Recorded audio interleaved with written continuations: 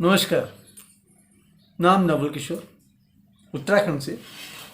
वर्तमान में मोह और बातों का सिलसिला फिर एक बार आपके साथ। सूरज बनना है तो जलना सीखो। एक गाना है, तुझे सूरज कहूँ या चंदा। तो इस गाने में फैक्ट कम है, भावना ज़्यादा है। क्योंकि सूरज और चांद बनने में आप ना सूरज जैसे गर्म हो सकते हैं, ना चंद्रमा जैसी शीतलता। और फिर चंद्रमा पर तो वैसे भी जो है चंद्रयान पहुंच गया, तो ये बातें सिर्फ काल्पनिक है। भविष्य, हम भविष्य की बात करते हैं। भविष्य और कुछ नहीं है, हम वर्तमान में जो कर रहे हैं उसी की परिणति जो है वो आपका भविष्य है।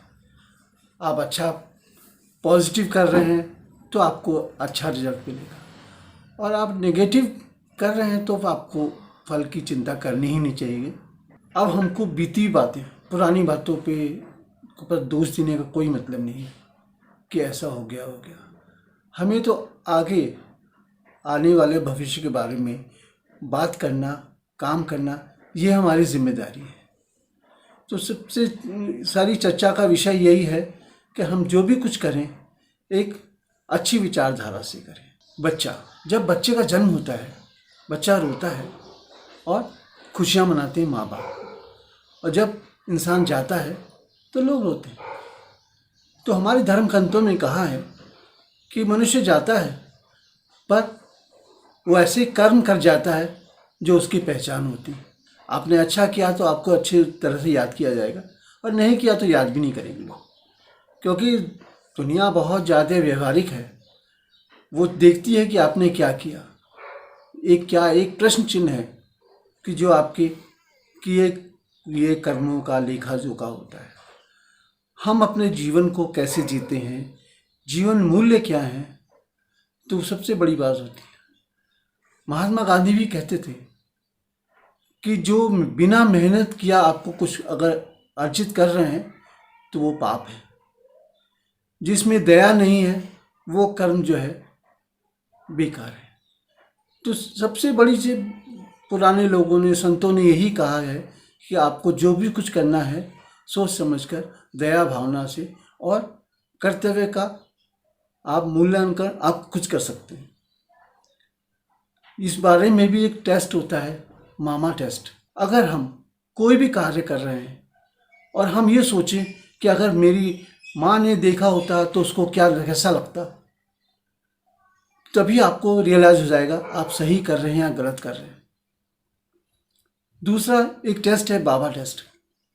उसमें यह है कि आप कुछ भी कर रहे हैं और आप ये सोचें कि जो मैं ये कर रहा हूँ मेरे बच्चे मुझे करते हुए देखें, और तब भी आप कर रहे हैं तो इसका मतलब आप सही हैं, और नहीं कर पा रहे हैं तो इसका मतलब आप गलत कर रहे हैं। तो बहुत सी चीज़ें हैं ज़िंदगी में अपना मूल्यांकन करने के लिए। दूसरे तो बाद में एनालाइज करते हैं, सेल्फ एनालिसिस होता है, स्वयं मूल्यांकन होता है कि मेरा सही और गलत क्या है। समय बदल रहा है तो समय तो बदलेगा ही, उसका काम है चलना, रुकने का काम नहीं। पर आप उसके हिसाब से अपने को समय के हिसाब से ढाल रहे हैं कि नहीं, ये आपके ऊपर डिपेंड करता है। हम जीविका के लिए क्या कर रहे हैं और जीविका में क्या कर रहे हैं। हम नौकरी के लिए चाहते हैं कि नौकरी करें, मिले, अच्छी नौकरी मिले, अच्छा आय हो, और जब नौकरी मिल जाती है तो आप अपने कार्य के प्रति कितने वफादार हैं ये भी आप सोचिए। तो यही है, ज़िंदगी में बहुत सी चीज़ें होती हैं, बहुत सारे दुख होते हैं, पर दो आपके जो है मेन जो आपके दुखों का कारण है कि वो पहला ही होता है, जो चाहा वह मिला। ये चीज़ अच्छी लगती है कहने में, जो चाहा मिला, पर वो ऐसा होता नहीं है।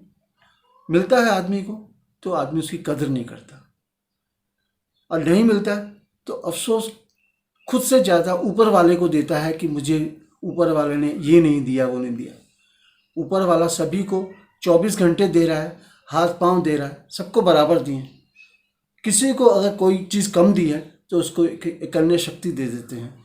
कई लोग अंधे होते हैं, वो गाने में निपुण होते हैं, तो ऐसा नहीं है। वो अपनी तरफ से पूरी तरह से देता है। ये आपके ऊपर है कि आप उसको कैसे कर रहे हैं।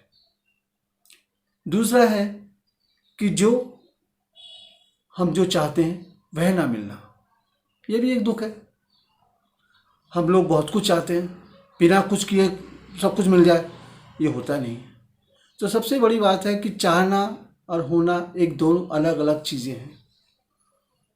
इसी सिलसिले में एक है मीडास स्पर्श, कि आप जिस चीज़ को छू लो वो सोना बन जाए। तो इसी संदर्भ में एक कहानी है। एक राजा मीडास जिनका नाम था, उनको सोने की बहुत चाह थी। हर समय उनके दिमाग में सोना ही सोना रहता था। एक दिन उन्होंने देखा, अचानक एक देवदूत आया। उन्होंने कहा, तुम्हारी कोई इच्छा है तुम मांग सकते हो। उसने कहा, मैं जिस चीज़ को हाथ लगाऊं वो सोना बन जाए। उन्होंने कहा, ठीक है, ऐसा ही होगा।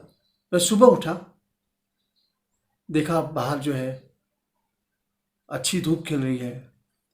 उसने कुर्सी पर बैठा, मेज टेबल को हाथ लगाया, वो सोने की बन गई। कुछ समय बाद उसको भूख लगी, हाथ लगाया, भोजन भी आपका सोने का हो गया।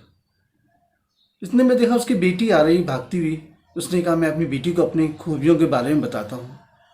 तो उसको जैसे गोद में लिया, वो सोने की बन गई। ये देख के वो एकदम, उसका दिमाग खराब हो गया। उसको दुख से, परेशानी से ये क्या हुआ। बहुत दुखी हुआ कि प्रभु मुझे को नहीं चाहिए, नहीं चाहिए। क्योंकि अति सर्वत्र वर्जित, अति हर चीज़ की बहुत बुरी होती है। किसी को चाहना, किसी को नफरत करना, इसकी एक सीमा होती है। रोता रहा, हाथ जोड़ता रहा। अगले दिन फिर वो देवदूत आया। उसने कहा, अब तो खुश हो? कि नहीं, मुझको तो मेरी बेटी वापस चाहिए, मुझे इतना सोने की कोई ज़रूरत नहीं। उसने कहा, ठीक है। जैसे तैसे हो गया, बेटी उसकी जो है फिर खिलखिलाने लगी। तो ये कहानी का उद्देश्य यही है कि आप बहुत कुछ चाहते हैं और जब मिल जाता है तो आप उसकी कदर नहीं करते। ये सबसे बड़ी चीज़ है। मनुष्य को सोचना चाहिए कि मैं जो चाहता हूँ उसमें क्या परिणति है, क्या उसका क्लाइमैक्स होगा। सोच समझ के किसी भी चीज़ की कल्पना करनी चाहिए। इसी श्रृंखला में एक और चीज़ है कि आप अगर जीवन में कुछ कर रहे हैं, आप उसका कैसा प्रतिफल चाहते हैं। आप अपने जाने के बाद आपको कैसे याद किया जाना चाहिए, ये भी बहुत ज़रूरी होता है। क्योंकि आदमी चाहता है कि मैं जीऊँ तब भी मेरी तारीफ़ हो, मेरे जाने के बाद भी लोग मुझे याद करें। एक दिन पेपर में देखा, उठावना आता है जिसमें सूचना होती है कि फला आदमी खत्म हो गया है। एक मिस्टर नोबल थे, उन्होंने देखा, उठावने में उनका नाम लिखा था, वो गलती से प्रिंट हो गया था, पर उसमें लिखा था मौत का सौदागर, डायनामाइट का बादशाह मर गया। उनको बड़ा अफसोस हुआ। उन्होंने देखा वो गलती से प्रिंट हो गया था, ऐसा नहीं था। पर उन्होंने सोचा, क्या मेरे जाने के बाद लोग मुझे इस तरह से याद करेंगे। उनको बहुत धक्का लगा।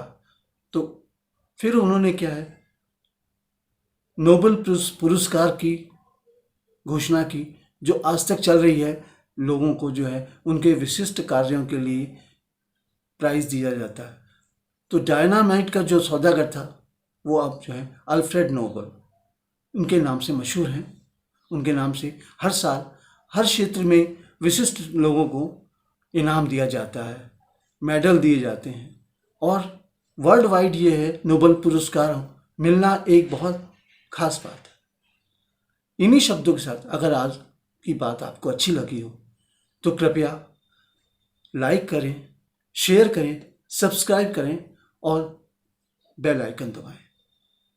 इन्हीं शब्दों के साथ आपका जीवन मंगलमय हो। मिलते हैं फिर अगली मुलाकात।